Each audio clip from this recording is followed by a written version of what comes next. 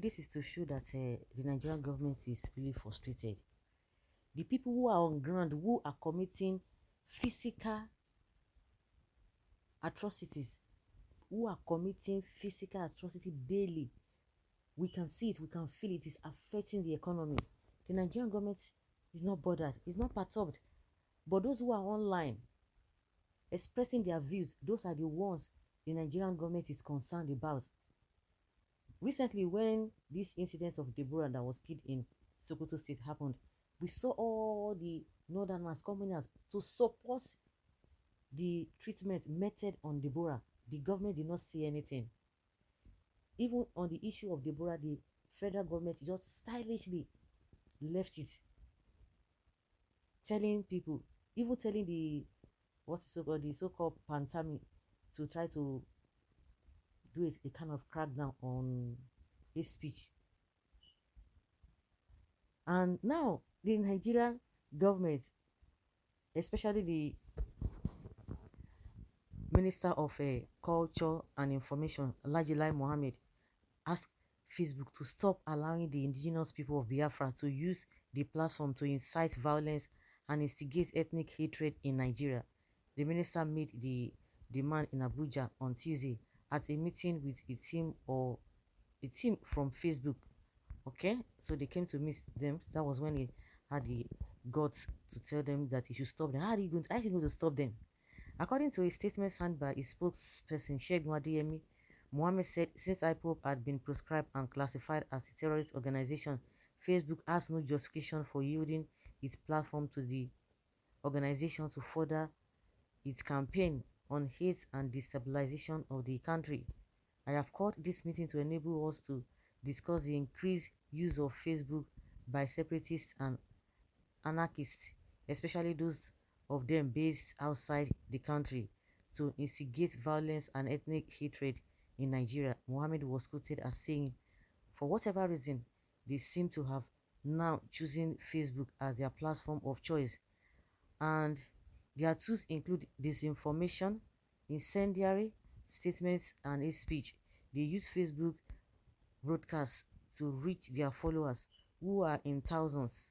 They tag those opposed to their violent ways as saboteurs who must be backed or attacked, maimed, and killed. They use both English and their local language as it suits them. He said the actions of the group have real life implications by proving hate and inciting violence. People are getting killed while private and public property are being attacked and destroyed. Security agencies and other symbols of government are their choice targets.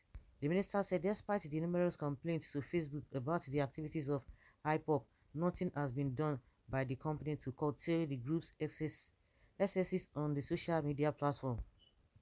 And social media people have been monitoring these separatists. Okay, you even have a social media people too, anarchists and purveyors of hate, and have been reporting their atrocious actions to Facebook, but all they get are default responses that their complaints have been received and are being looked into. Most often than not, nothing is done about such complaints. The truth is that whatever Facebook is doing to check these people is mere tokenism and is totally ineffective, he said. Mohammed said the government would be monitoring Facebook and other platforms closely in the days ahead to ensure compliance with the demand as it steps up the campaign for the responsible use of social media. So no wonder some people said we have a keyboard warriors who are being paid. There are some people who are being paid. They go on all platforms to counter anybody who is opposed to the style of the government. But it's like those people are not even enough to even combat these hyper people. And apart from that, like I've always said, whether you are Biafra, whether you are from anywhere, the problem and the things that the Biafrans and the Ipob members are saying that is making them to call for secession is the same thing that you are facing as well, but just that your own, you don't even know how to channel your own. You don't know who is going to help you to channel your cause. That's just the difference. So with the Ipob members, with other Nigerians that are facing the hardship in this country, they are all coming together against the government. So the ones that the government has paid to be doing a Twitter, to be Twitter rats and Twitter, Facebook, and all of that, they are not enough to combat the organic and the original people.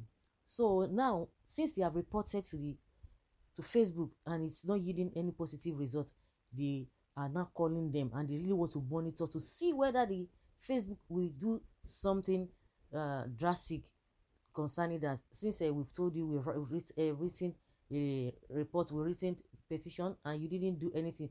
And so as far as their own people who are social media, who they have already put out there to go and be reporting their page, report their page and all of that, at the end of the day, all to no avail. But you begin to ask, these people are not concerned, just like I said from the beginning. They are not concerned about the bandits who are using even in the home social media and the network system. The government who talked about NIN, they are unable to track bandits who are using phone to call the family of their victims. Lai Mohammed has not said anything concerning those who have been kidnapped during the train attack. They are not even saying anything. You are leaving that one. The problems that are there physically, you are doing nothing about it. But the ones on online, that is what you are interested in. And most of the people he's even talking about, they are not in Nigeria, they are outside the country. Those are the areas they are concerned about, not the ones that are still in the den of the bandits and the Boko Haram. Those ones are crying, their families are crying daily. They are even using phone to communicate with them. Yet, the Nigerian government cannot trace them. And they are tracing other people who are using phone for other things. You see the hypocrisy. So now it is out of frustration that made them to call on Facebook to say, now we have reported, we've done everything. You are still not doing anything. Let's have a meeting. And now we are still monitoring you closely, whether you are going to stop these people. I don't know why he's going to stop them. How can a terrorist leader telling Facebook to stop Ipob? Is he really normal?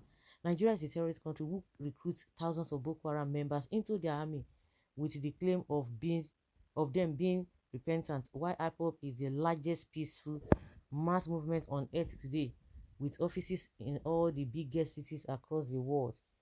The restoration of Biafra is a task that must be accomplished. No way, they can only succeed by closing Facebook entirely as they did to Twitter. Ipob cannot be stopped. Which law court ruled that Ipob is a terrorist organization? People, if people should leave Ipob, solve your general problem, the banditry and the Boko Haram. Meanwhile, bandits Boko Haram and Killer Esme are all charity organizations. Encourage them to use Facebook. Mr. Fake Integrity, you will never change. Ipob members are supporters, and supporters should come. Let us roast more violence to Buhari government. The only way to stop Ipob from using Facebook is to shut down Facebook. That is it. Shut it down. Nonsense. An indigenous people agitating for freedom and to conduct referendum can never be termed as terrorists. We are indigenous people of Biafra, and nothing will happen. So guys, let's know your thoughts on this.